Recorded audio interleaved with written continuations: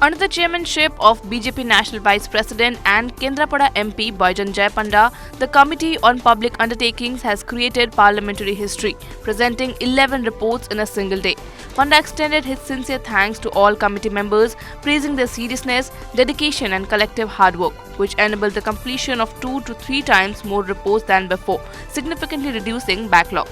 Over the past 1 to 1.5 years, the committee has shifted its focus to critical sectors that had long remained unexamined, especially strategic areas like minerals and nuclear power.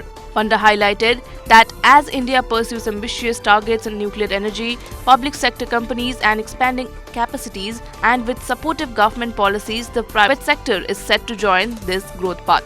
He reiterated that to realize the vision of Viksit Bharat by 2047, India must strengthen capacity across multiple sectors. He credited this progress to collective cooperation, saying that the true importance of committees is reflected through such teamwork.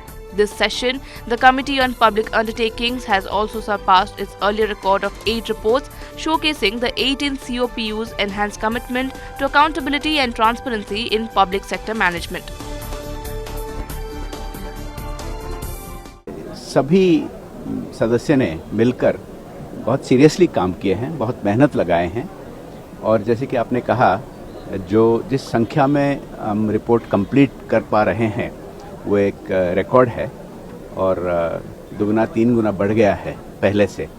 ये एक अच्छी बात है क्योंकि backlog ज़्यादा नहीं होना चाहिए और हम उन सेक्टर्स को अध्ययन किए पिछले 1-1.5 साल में जो लंबे समय से उनका अध्ययन नहीं हुआ था, जैसे कि स्ट्रेटेजिक सेक्टर्स हैं हमारे रेयर अर्थ्स मिनरल्स के, जैसे कि न्यूक्लियर पावर पर अभी जो न्यूक्लियर पावर का टारगेट रखा गया है वो दोनों पब्लिक सेक्टर जो हमारे है कंपनी वो भी बढ़ा रहे हैं उनके कैपेसिटी, और अभी सरकार ने जो नीतियों में बदलाव लाया कि प्राइवेट सेक्टर भी इसमें पार्टिसिपेट करेंगे क्योंकि टारगेट हमारे बहुत ऊंचे हैं।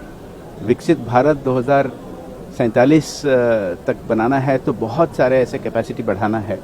तो कमिटी ऑन पब्लिक अंडरटेकिंग्स में जो काम हो रहा है, मैं सभी सदस्यों को धन्यवाद दूंगा।